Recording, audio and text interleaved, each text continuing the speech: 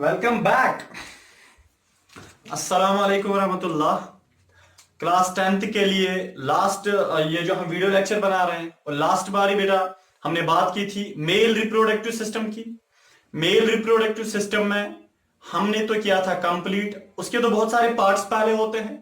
जैसे हमने वहां पे उस वक्त बोला था टेस्टिस ये भी एक पार्ट, एपिडिडाइमिस ये भी एक पार्ट होता है, वास डिफरेंस भी एक part, ejaculatory duct, urethra, pins और एसेसरी रिप्रोडक्टिव ग्लैंड्स होते हैं। बड़ा बड़ा याद रखिए ये तो सारे के सारे इसके पार्ट्स होते हैं। और एलॉबरेट हमने किया था खाली टेस्टिस को, जिनका दूसरा नाम है सुपरमैरीज। ठीक है ना बेटा, सुपरमैरीज बोलो या टेस्टिस बोलो, इनको हमने इलॉबरेट किया था।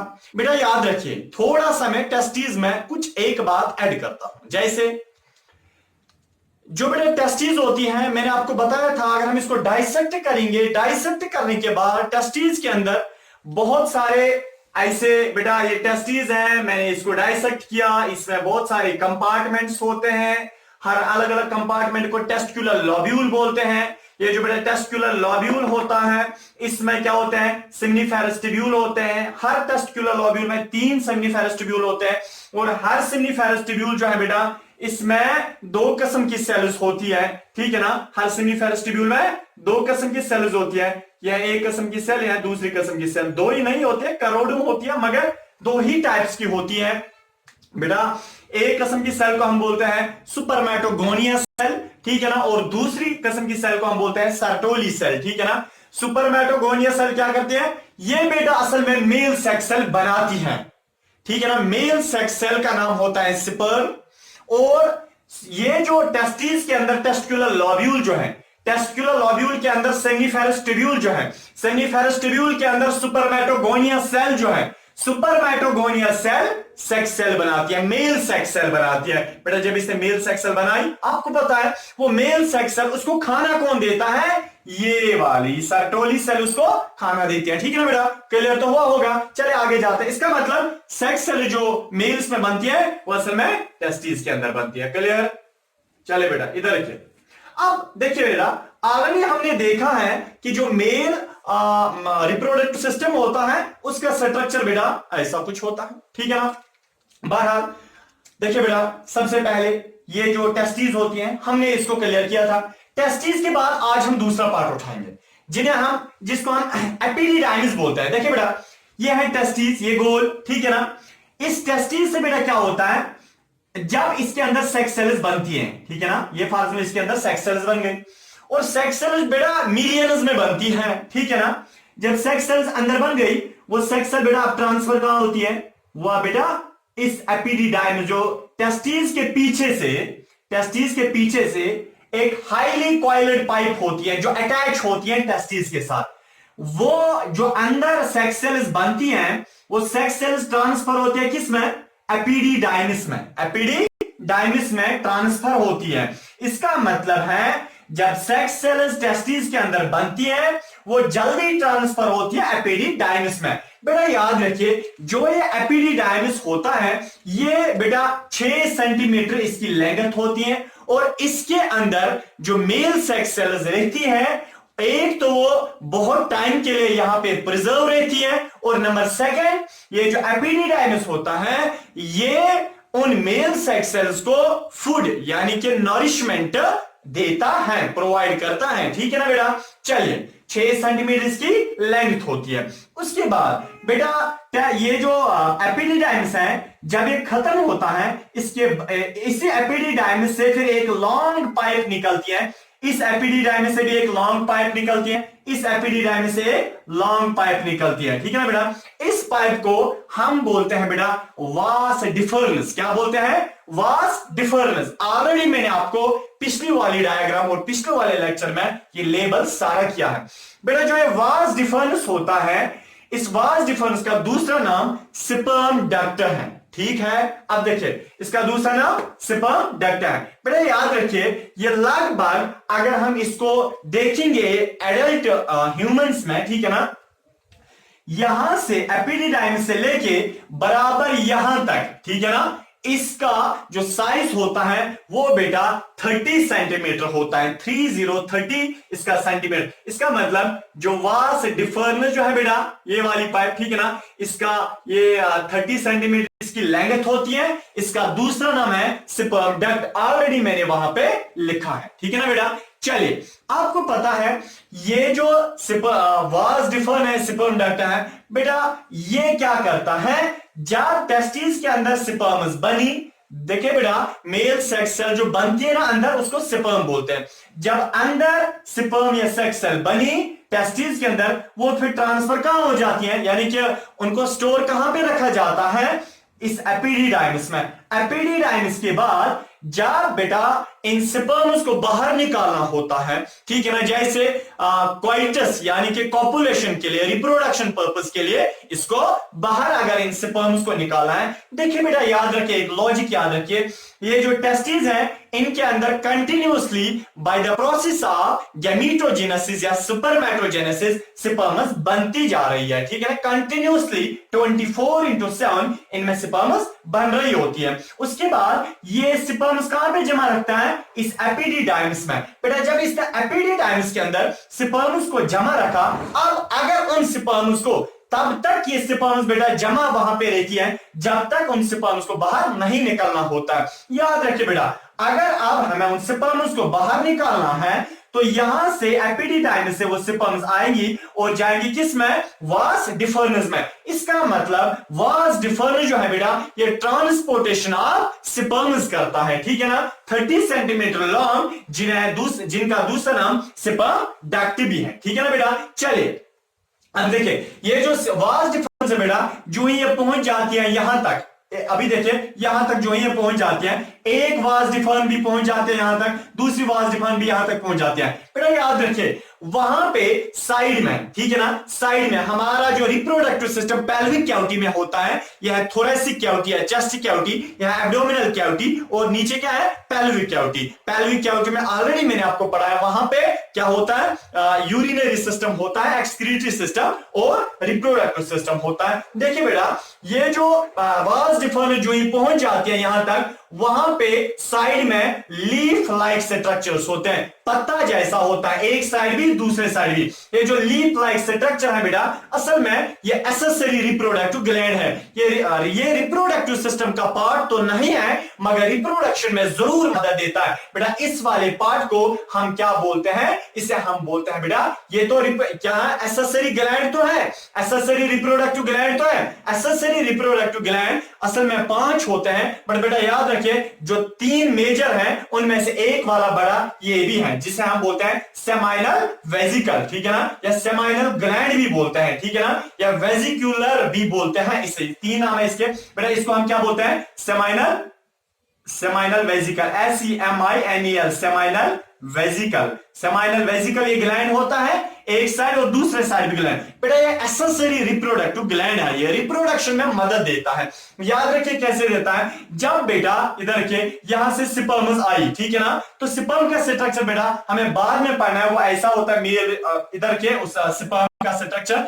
बट जब यहां पे खाली मेल सेक्स सेल्स आई, जिन्हें हम स्पर्म्स भी बोलते हैं, ठीक है ना बेटा, जब यहां तक वो आई, और किस में आई, इस वास डिफर्नस में आई या स्पर्म डक्ट में आई, और साइड, ये स्पर्म डक्ट के साइड से क्या होता है, लीफ लाइक स्ट्रक्चर होता है, जिन्हें हम बोलते हैं सेमाइनल वेजिकल। बेटा याद रखिए, सेमाइनल वेजिकल के अंदर एक पानी, एक फ्लूइड, एक लिक्विड बनता है, जिसे हम सेमाइनल फ्लूइड बोलते हैं। क्या बोलते हैं बेटा, सेमाइनल, SEMINAL, सेमाइनल फ्लूइड बोलते हैं। बेटा याद रखिए, सेमाइनल फ्लूइड में अच्छा खासा फ्रैक्टोज शुगर होता है, जो स्पर्म को क्या देता है, खाना प्रोवाइड करता है। इसका मतलब सेमाइनल वेजिकल जो है बेटा, इसके अंदर जो फ्लूइड होता है, जिसको हम क्या बोलते हैं, सेमाइनल फ्लूइड। देखिए बेटा, ये जो सेमाइनल फ्लूइड है, ये विस्कस होता है। क्या होता है, विस्कस का मतलब होता है थोड़ा ये मोटा ग्लिसरीन जैसा होता है और ट्रांसपेरेंट होता है। बेटा याद रखिए, ये जो सेमाइनल फ्लूइड है, जब ये निकला और किस में गया,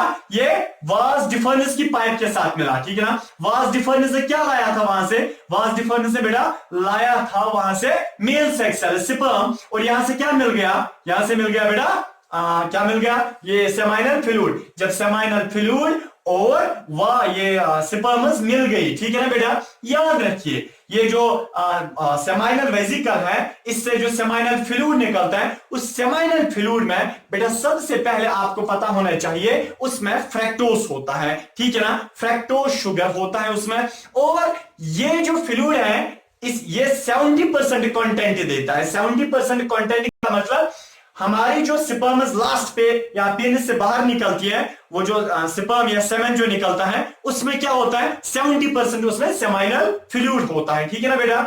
चलिए, इसका मतलब सेमाइनल फ्लूइड जो है किसके लिए होता है, ये स्पर्म्स को थोड़ा लिक्विड बनाता है, ठीक है ना। इसका मतलब लिक्विफिकेशन करता है, ठीक है ना, और प्रोवाइड करता है न्यूट्रिशन, यानी कि फूड प्रोवाइड करता है स्पर्म्स को, आने वाली स्पर्म्स को। अब देखिए बेटा, यहां से ये आई वास डिफरेंस आई, यहां से सेमाइनल वेसिकल की पाइप। जब वास डिफरेंस और सेमाइनल वेसिकल की पाइप आई ना बेटा, तो बेटा एक कॉमन पाइप वहां पे बनती है, एक कॉमन पाइप बनती है। इस वाली कॉमन पाइप को हम क्या बोलते हैं बेटा, अब इस कॉमन पाइप को हम नाम रखते हैं बेटा, ये वाली पाइप है, यहां से क्या आई, वास डिफरेंस आई, ठीक है ना बेटा। जब वास डिफरेंस आई यहां से, और यहां से बेटा क्या आई, सेमाइनल वेसिकल की पाइप आई, सेमाइनल वेसिकल डक्ट, ठीक है ना। और उनने एक कॉमन पाइप बनाई जिसको हम बोलते हैं इजैक्यूलेटरी डक्ट, ठीक है ना बेटा। EJACULOTR, ejaculatory, LATURY, ejaculatory duct. तो इजैक्यूलेटरी डक्ट ये वो पाइप होती है जो बनती है कब, जब वास डिफरेंस और सेमाइनल वेसिकल की पाइप मिलती है, तो एक कॉमन पाइप बनाते हैं जिसको हम इजैक्यूलेटरी डक्ट बोलते हैं, ठीक है ना बेटा।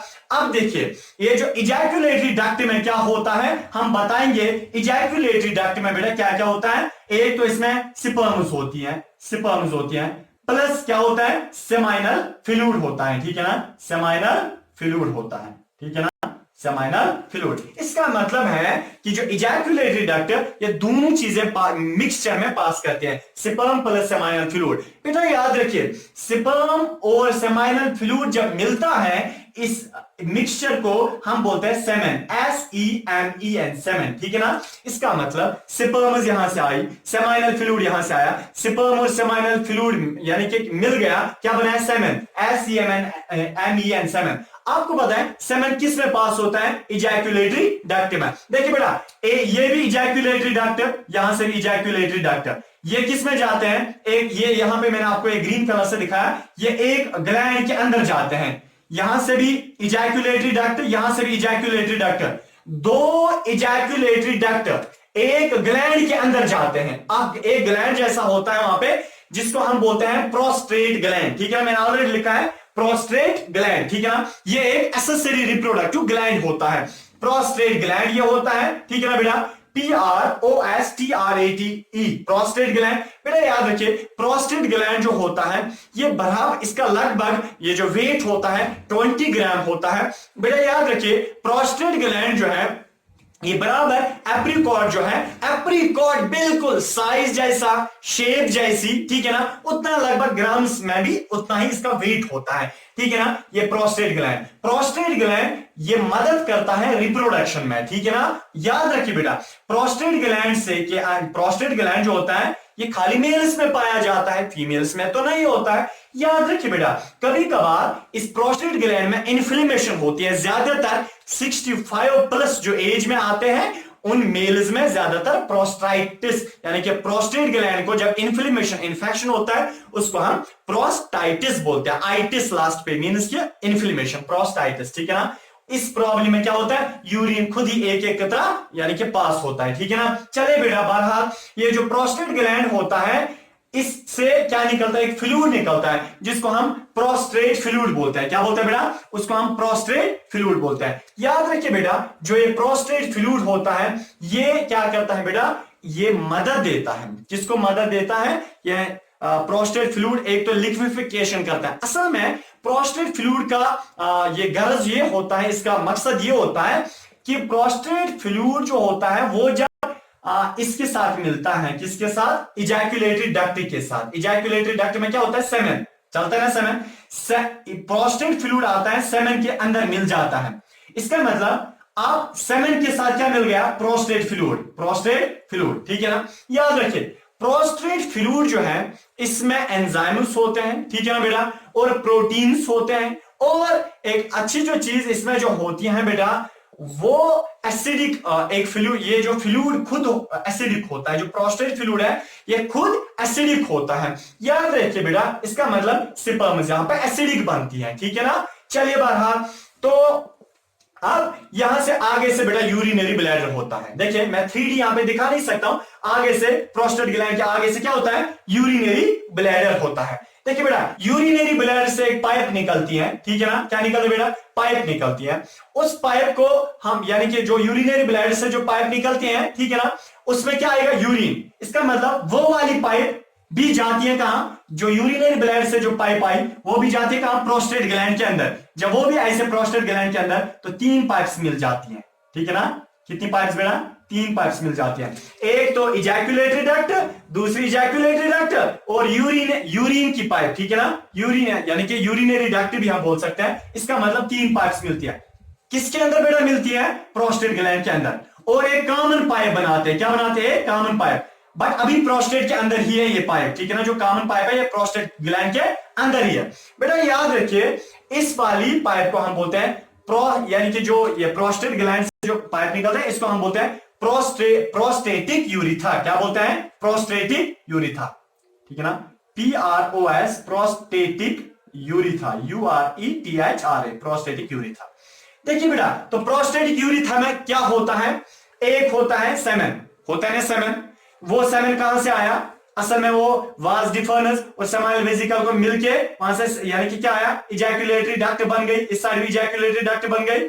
इजैकुलेटरी डक्ट में सेमेन होता है, इजैकुलेटरी डक्ट आगे आ गई, आगे से यूरिनरी ब्लैडर की पाइप आई, उसने यूरिन लाया, ठीक है ना बेटा। आप देखिए वो यहां यूरिन, बल्कि बेटा याद रखिए, एक साथ 3 चीजें नहीं मिलती हैं कि यहां से सेमेन भी आएगा और यहां से यूरिन भी आएगा, नहीं, ऐसा नहीं होता है। अगर हमें यूरिन को पास करना होगा तब बेटा इस पाइप में आगे यूरिन ही पास होता है, ठीक है ना। वो बड़ा लॉन्ग मैकेनिज्म है कि कैसे होता है। अगर बेटा हमें यानी कि सेमेन को पास करना है तब यूरिन रुक जाता है, तब फिर उस वक्त वही सेमेन ही पास होता है, स्पर्म्स पास होती है। बट बेटा याद रखिए, जो ये कॉमन पाइप तो कॉमन ही बनती है, यहां से इजैकुलेटरी डक्ट दो, यहां से यूरिनरी ब्लैडर की पाइप, ठीक है ना, 3 पाइप्स मिलके उन्हें एक ही पाइप बनाई। अब ये पाइप प्रोस्टेट ग्लैंड के अंदर ही है ये पाइप, ठीक है ना। इस पाइप को हम क्या बोलते हैं, प्रोस्टेटिक यूरिथा, ठीक है ना। बेटा याद रखिए, प्रोस्टेटिक यूरिथा कहां जाती है, प्रोस्टेटिक यूरिथा इधर देखिए आगे ऐसे आती है, ठीक है ना। जो ये बेटा आगे आती है, साइड में 2 ऐसे कान जैसे होते हैं, या मैं बता सकता हूं 2 डॉट लाइक स्ट्रक्चर जो आपको यहां पे ऐसे दिखाई देते हैं, ठीक है ना। इसको ये भी बेटा, ये साइड में 2, ये भी क्या होते हैं, ये भी एक्सेसरी रिप्रोडक्टिव ग्लैंड्स होते हैं। क्या होते हैं, एक्सेसरी रिप्रोडक्टिव, ये भी रिप्रोडक्शन में मदद देते हैं। इन वाले ग्लैंड्स को बेटा हम बोलते हैं काउपर्स ग्लैंड, ठीक है ना। क्या बोलते हैं, काउपर्स, COWPERS, काउपर्स ग्लैंड, ठीक है ना बेटा। या इसका दूसरा नाम है, इन काउपर्स ग्लैंड का दूसरा नाम है बल्बो यूरिथ्रल ग्लैंड, ठीक है ना, BULBOURETHRAL, बल्बो यूरिथ्रल ग्लैंड, ठीक है ना बेटा। याद रखिए, असल में विलियम, वो इंग्लिश यानी कि एनाटोमिस्ट था, एनाटॉमी जाने वाला था, इंग्लिश एनाटोमिस्ट, उसका नाम था विलियम काउपर। विलियम काउपर ने बेटा असल में इसको सबसे पहले डिस्कवर किया, इसकी फिजियोलॉजी देखी, इसीलिए उसने अपने नाम पे इसको नाम रखा। इसका नाम होता है काउपर्स ग्लैंड या बल्बो यूरिथ्रल ग्लैंड, ठीक है ना बेटा। अब देखिए, बल्बो यूरिथ्रल ग्लैंड या जो काउपर्स ग्लैंड होता है बेटा, याद रखिए, इससे निकलता है एक फ्लूइड निकलता है जिसको हम म्यूकस बोलते हैं। म्यूकस बेटा बिल्कुल आप समझ सकते हैं जैसे ग्लिसरीन होता है, उसी को हम म्यूकस भी बोल सकते हैं। बेटा यहाँ पे थोड़ा विस्कस, मोटा पानी जैसा निकलता है जो ट्रांसपेरेंट होता है, उसको हम विस्कस बोलते हैं। आपको पता है बेटा, तब तक इधर के देखिए होता क्या है, ये जो विस्कस है, ये जो विस्कस फ्लूइड है जिसे हम म्यूकस बोलते हैं, कहां से निकलता है, काउपर्स ग्लैंड से। देखिए बेटा, अगर यानी कि जो सेमेन है, जो मेल सेक्स सेल्स है, अगर हमें कॉपुलेशन करनी है, अगर हमें क्वाइटस करना है, रिप्रोडक्शन करनी है, अगर हमें स्पर्म्स को बाहर निकालना है, ठीक है ना। आपको पता है स्पर्म्स को बाहर निकालने से पहले जब एक मैन इमोशनल होता है, उस वक्त रिप्रोडक्टिव इमोशनल जब वो बनता है, आपको पता है बेटा उस वक्त क्या होता है, उस वक्त सबसे पहले जो काउपर्स ग्लैंड है ये एक्टिवेट होने के बाद इनसे बेटा क्या निकलता है, म्यूकस निकलता है। सबसे पहले म्यूकस निकलता है, यहां से वो म्यूकस निकलता है और बेटा बाहर की ओर आ जाता है। वो म्यूकस का मसला ये होता है, इसलिए निकलता है ताकि जो ये यूरिथ्रा है, ये जो पाइप है यूरिथ्रा, इससे क्या हो जाए, ये ल्यूब्रिकेट हो जाए, मुलायम हो जाए, ठीक है ना, सॉफ्ट अंदर बन जाए, ठीक है ना। और मे भी अगर हमने इससे पहले यूरिन किया था, यूरिन एसिडिक होता है, अब क्या निकलेगा, अब उसके बाद यूरिन के बाद क्या निकलेगा बेटा, अगर हमें यूरिन के बाद निकालनी है सेक्स सेल्स ऐसे डायरेक्ट नहीं निकलते हैं, पहले म्यूकस निकलेगा, ताकि ये जो अगर अंदर कुछ यूरिन होगा उस यूरिन को क्या किया जाएगा, बाहर निकाला जाएगा। म्यूकस ने इसको मलायम किया यूरिथ्रा को, उसके बाद आप सेक्स सेल्स बाहर निकल जाएंगे, ठीक है ना बेटा। अब आपको पता है ये जो म्यूकस है ये क्या किससे पहले, क्वाइटस से पहले ही निकलता है, ठीक है ना, नंबर 1। नंबर 2, अब आपको पता है जो ये प्रोस्टेटिक यूरिथ्रा है जिसमें क्या है बेटा, जिसमें सेमेन भी आता है, और अगर यूरिन पास करना है तब यूरिन आता है, अगर स्पर्म्स पास करने तब स्पर्म या सेमेन आती है, ठीक है ना। देखिए बेटा अब यहां से सेमेन आ गई, चलिए सेमेन को पास करना है, आपको पता है अब यहां से क्या आएंगी, सेमेन, ठीक है ना बेटा। अब यहां से सेमेन का मतलब होता है यानी कि स्पर्म, एक तो स्पर्म प्लस सेमाइनल फ्लूइड, ठीक है, उसको इकट्ठे मिक्सचर में सेमेन बोलते हैं, ठीक है ना बेटा। हाँ, अब यहां से क्या आएगा, यहां से बेटा ये सेमेन बाहर निकलेगा। इधर रखिए, याद रखिए, ये जो काउपर्स ग्लैंड के बाद जो ये पाइप बनती है ना, ये जो पाइप बनती है, इस पाइप को बेटा हम बोलते हैं यूरिथ्रा। क्या बोलते हैं, यूरिथ्रा। याद रखिए बेटा जो ये यूरिथ्रा होता है, ठीक है ना, ये 20 सेंटीमीटर इसका साइज होता है। यूरिथ्रा, ये वाली जो पाइप आप देख सकते हैं जो ग्रीन कलर से मैंने बनाया, इसका साइज बेटा 20 सेंटीमीटर होता है, ठीक है ना। आपको पता है इस यूरिथ्रा में एक खास बात बेटा वो ये है, एंट्रेंस में एक बार पूछा गया था कि जो ये यूरिथ्रा होता है इसमें अगर दोनों चीजें चलती हैं, इसमें अगर यूरिन पास करना होगा तब यूरिन भी जाएगा, अगर हमें ये सेमेन को पास करना होगा तब सेमेन भी बाहर निकलेगा। इसलिए इस यूरिथ्रा का दूसरा नाम है यूरिनोजेनाइटल ट्रैक्ट भी बोलते हैं, ठीक है ना बेटा। क्या बोलते हैं, यूरिनोजेनाइटल कनाल भी बोलते हैं, यूरिनोजेनाइटल ट्रैक्ट भी बोलते हैं। क्या बोलते हैं, URI यूरिनोजेनाइटल ट्रैक्ट कनाल भी बोलते हैं या ट्रैक्ट भी बोलते हैं, यूरिनोजेनाइटल ट्रैक्ट भी बोलते हैं। कितने सेंटीमीटर होता है बेटा, मेल्स में 20 सेंटीमीटर होता है, ठीक है ना। अब देखिए बेटा, हाँ अब ये जो यूरिथ्रा है, देखिए बेटा ये जो ही बाहर निकली अभी एब्डोमेन के ही अंदर है ना, एब्डोमेन के अंदर। अब देखिए बेटा हम ये है एब्डोमेन, यह बैग एब्डोमेन के अंदर ही है ये। अब इसको बाहर निकलना है, ये बाहर निकलते हैं, बट इसके ऊपर से तब गोश्त होता है, स्पॉन्जी गोश्त होता है, ठीक है ना, स्पॉन्जी गोश्त होता है, फ्लैश होता है स्पॉन्जी जी। इस गोश्त को हम बेटा क्या बोलते हैं, पिंस, PENIS पिंस, ठीक है ना बेटा। तो इसका मतलब पिनस एक गोश्त होता है, एक स्पॉन्जी टिश्यू होता है, गोश्त होता है यूरिथ्रा को, ठीक है ना बेटा।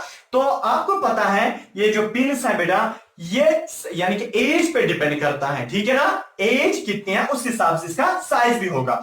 अब देखिए बेटा ये जो पिंस है, अब ये भी एक पार्ट है, ये लास्ट वाला पार्ट है रिप्रोडक्टिव सिस्टम का।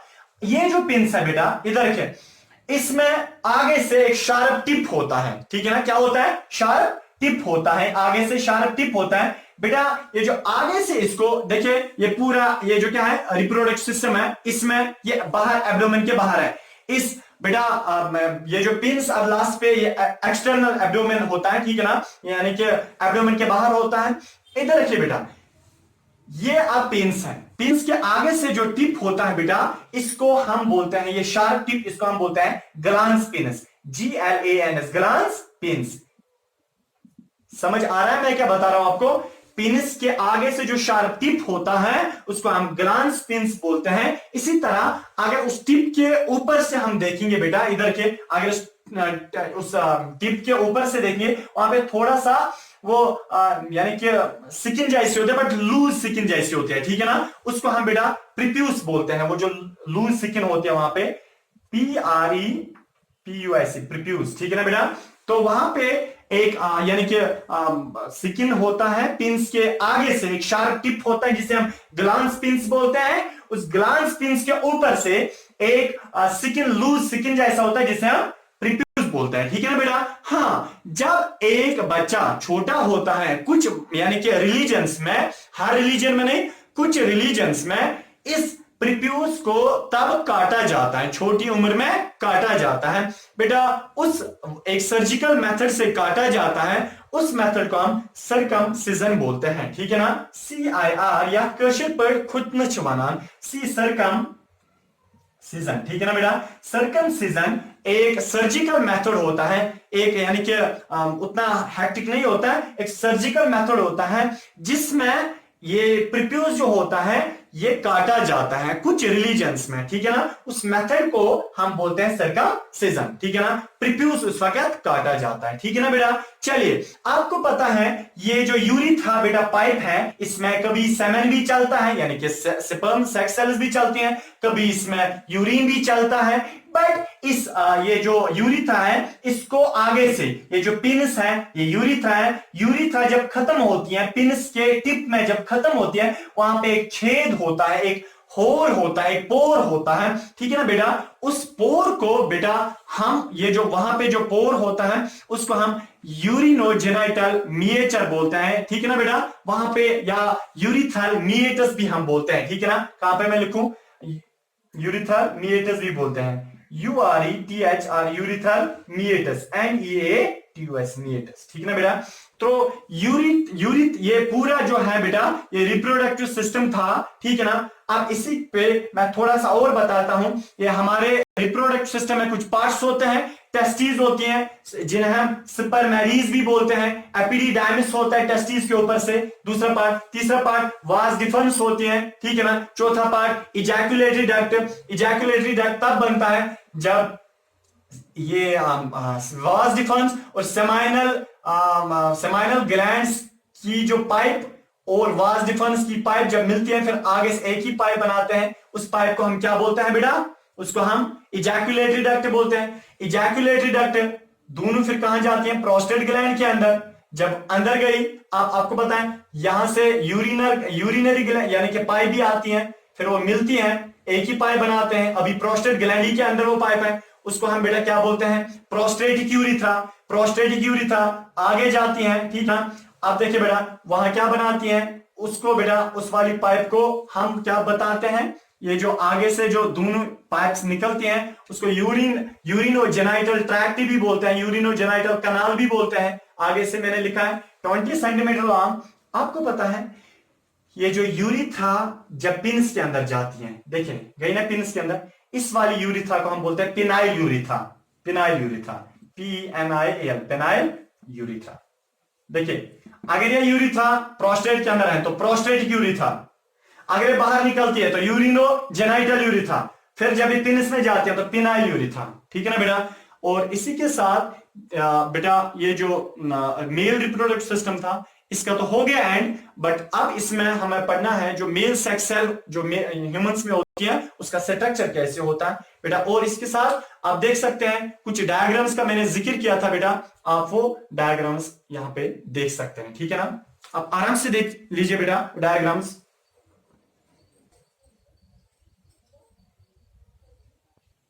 बेटा ये है रिप्रोडक्टिव सिस्टम का साइड व्यू, ठीक है ना, फ्रंट व्यू नहीं है, साइड व्यू है। तो ऐसे दिखाई देता है। अगर हम इंसान को डाइसेक्ट करेंगे उसके बाद हम देखेंगे तो साइड व्यू में बेटा मेल का रिप्रोडक्टिव सिस्टम ऐसे ही होता है। इसमें सारे पार्ट्स आपको यहाँ पे नजर आ रहे हैं, जैसे देखिए टेस्टिस हैं और आगे से कुछ ग्लैंड्स भी हैं, ठीक, पाइप्स भी हैं बहुत सारी और ग्लैंड्स भी हैं, सेमाइनल वेजिकल है, ठीक है ना, प्रोस्टेट ग्लैंड है और इस तरह काउपर्स ग्लैंड भी हैं, ठीक है ना। आगे से पिंस, उसके अंदर जो पिनाइल यूरिथ्रा वो भी दिखाई देता है, ठीक है ना।